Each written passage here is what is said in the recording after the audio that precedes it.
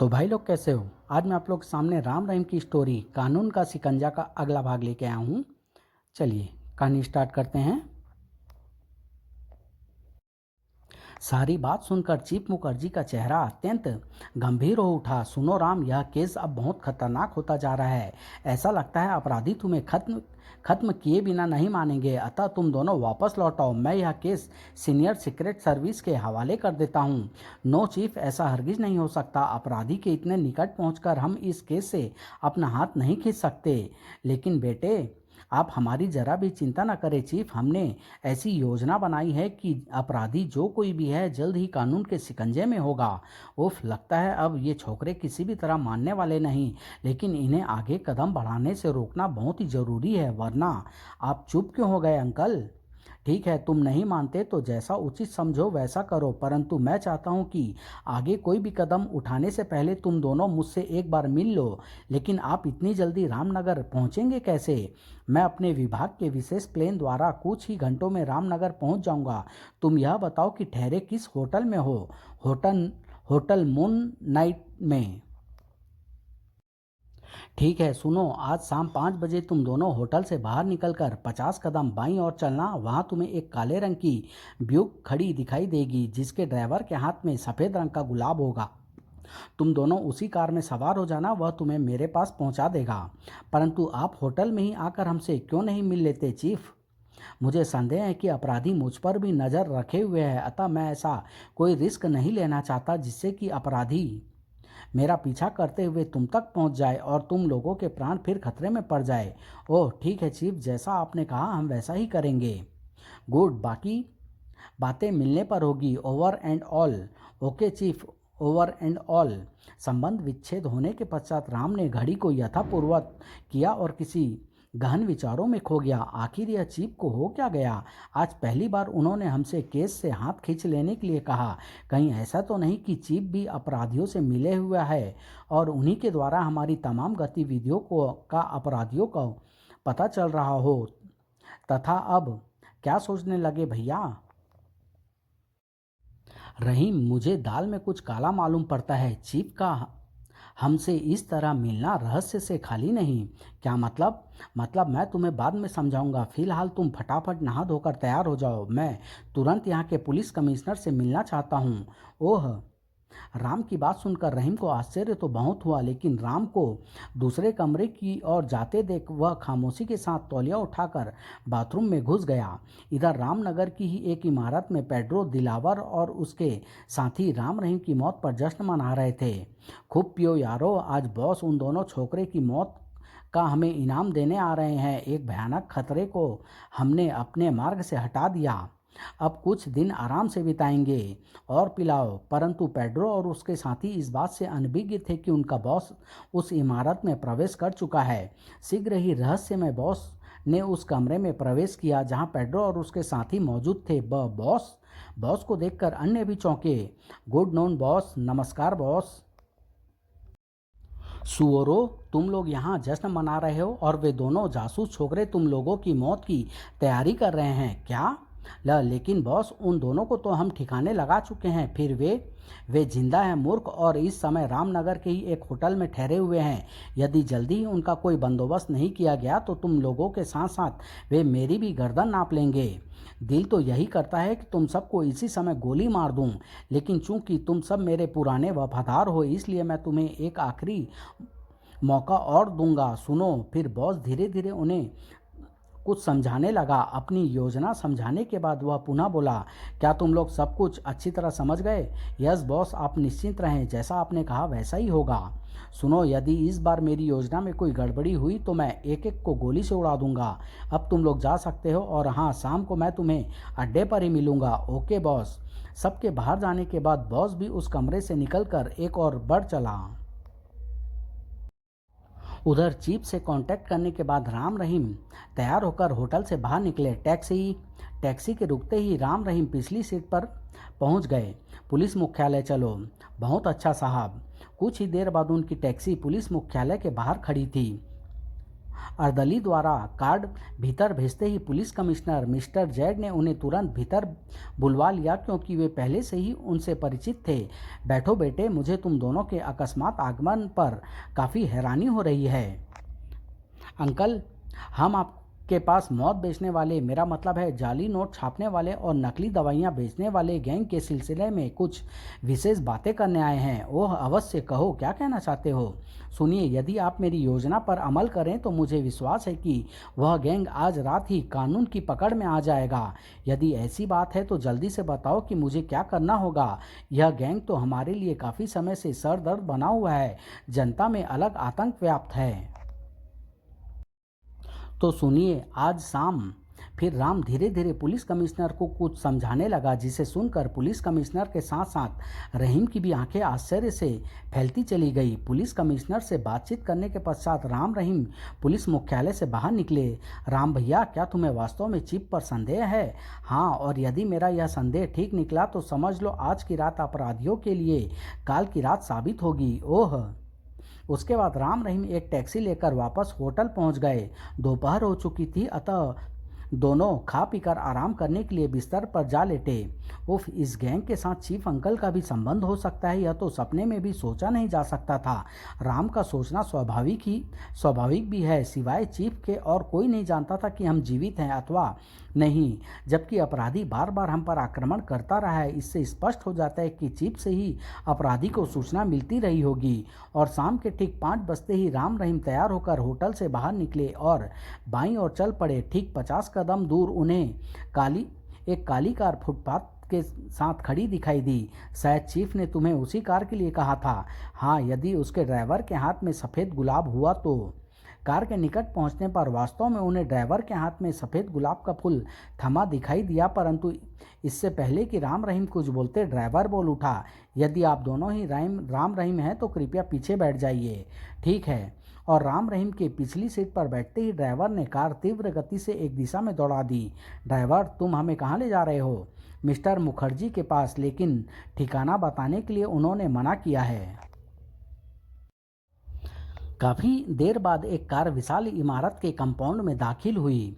Car के रुकते ही राम रहीम नीचे उतर पड़े, जहां पहले से ही एक व्यक्ति खड़ा था। दिलावर, तुम यहीं रुको, मैं इन्हें लेकर चिप के पास जाता हूं। Okay Johnny.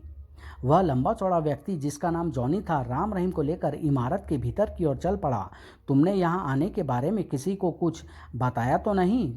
नहीं, क्योंकि चीफ को यह कदापि अच्छा नहीं लगता। कहते समय राम के अधरों पर एक रहस्यमय मुस्कान उभर आई, और फिर जैसे ही जॉनी उन्हें लेकर इमारत के भीतर प्रविष्ट हुआ, कुछ सशस्त्र व्यक्तियों ने राम रहीम को अपने घेरे में ले लिया। इस हरकत का मतलब? घबराओ नहीं, ऐसा चीफ के आदेश पर ही किया जा रहा है। चलो ले चलो इन्हें, बॉस के पास कमबख्तों ने नाक में दम कर रखा था। राम रहीम ने कोई आनाकानी करना व्यर्थ ही समझा, और सशस्त्र व्यक्ति उन्हें लेकर इमारत के भीतर ही एक तरफ चल पड़े। तो मेरा संदेह आखिरकार ठीक ही निकला। इस सारे षड्यंत्र के पीछे चीफ का ही हाथ है। आखिर फंस ही गए अपराधियों के चुंगल में। अब साफ हो गया कि या तो चीफ ही इस खतरनाक दल के मुखिया हैं या फिर अपराधियों के साथ मिले हुए हैं।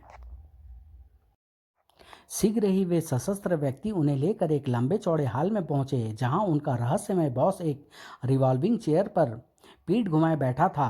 वेलकम मिस्टर राम रहीम, सचमुच इस समय तुम्हें सामने देखकर हमें बेहद खुशी हो रही है। गद्दार चीफ, जल्दी ही तेरी सारी खुशियां काफूर हो जाएगी। जबकि राम उस आवाज़ को सुनकर बुरी तरह चौंक उठा। उफ, यह आवाज़ तो। अगले ही पल वह मुस्कुराता हुआ बोला, मिस्टर ब्लैकमैन, क्या तुम हमें अपने सुंदर चेहरा नहीं दिखाओगे, जिसे देखने के लिए हमें अब तक न जाने कितने पापड़ बेलने पड़े हैं? वह तो तुम लोग मरने के बाद भी नहीं देख पाओगे। तब तुम भी सुनो मिस्टर ब्लैकमैन, तुम अपनी मौत का ढिंढोरा पीटकर पुलिस और जनता को धोखा दे सकते हो, लेकिन मुझे नहीं। मैं तुम्हें पहचान चुका हूँ। व्हाट? फिर राम की बात सुनकर बॉस आश्चर्य से चीखता हुआ कुर्सी समेत जैसे ही उनकी ओर घुमा, उसका चेहरा देखकर रहीम के कंठ से भी आश्चर्य मिश्रित चीख निकल गई। ओह, सेठ रतन लाल, रतन मेडिको का मालिक। हाँ रहीम, हम चीफ अंकल पर नाहक ही संदेह कर रहे थे, जबकि मौत बेचने वाले गैंग का मुख्य कर्ता धर्ता यही है। शीघ्र ही रतनलाल ने अपने आप को संभाला। निसंदेह तुम बहुत चालाक हो लड़के, लेकिन अफसोस कि तुम्हें खुश होने का ज़्यादा अवसर नहीं मिलेगा, क्योंकि तुम्हारे चीफ की लाश कुछ समय बाद वहीं पड़ी होगी जहां उसने तुम दोनों से मिलना था, और तुम दोनों की लाश यहाँ। मैं समझाता हूँ कि अब तुम यह भी जरूर जानना चाहोगे कि आखिर मुझे तुम्हारी और मिस्टर मुखर्जी के बीच होने वाली बातचीत का पता कैसे चल जाता था। जरूर जानना चाहेंगे शैतान। तो सुनो, अब तक जिस फ्रीक्वेंसी पर ट्रांसमीटर द्वारा तुम अपने चिप से बातचीत करते रहे थे अथवा रिपोर्ट देते रहे थे, उसी फ्रीक्वेंसी पर मैं अपने ट्रांसमीटर पर तुम्हारी सारी बातचीत कैच कर लेता था, जिससे मुझे न केवल तुम्हारे जिंदा रहने के बारे में पता चल जाता था, बल्कि तुम्हारे प्रोग्रामों के बारे में भी पता चल जाता था। यही कारण है कि इस समय तुम अपने चीफ मुखर्जी के पास होने के बजाय मेरी कैद में हो। और हाँ, ट्रांसमीटर की तरह मैं तुम्हारे चीफ का फ़ोन भी कैच करता था। ओह, चलो छोकरो, अब भगवान को याद करो ताकि मरने के बाद तुम्हें सीधे स्वर्ग पहुंचने में कोई कठिनाई ना हो। पेड्रो, शूट कर दो इन्हें। ठहरो रतनलाल, क्या तुम हमें मारने से पहले यह नहीं बताओगे कि उस रात जिस रतनलाल की तुम्हारे ही साथी ने तुम्हारी ही कोठी पर हत्या की थी, वह व्यक्ति कौन था? वह मेरा हमशक्ल साथी था, लेकिन चूंकि वह बेईमान हो चुका था और मेरे साथ गद्दारी पर उतर आया था, इसलिए मैंने एक तीर से दो शिकार किए। उसे मरवा भी डाला, और पुलिस के साथ साथ तुम दोनों भी यह धोखा खा बैठे कि अपराधियों ने अपने तक पहुंचने देने के लिए ही मेरी हत्या की होगी। वास्तव में तुम्हारा दिमाग का जवाब नहीं। यदि उस समय भी मैं तुम्हारी आवाज़ न पहचान लेता तो शायद मैं सपने में भी यह नहीं सोच पाता कि तुम जिंदा हो।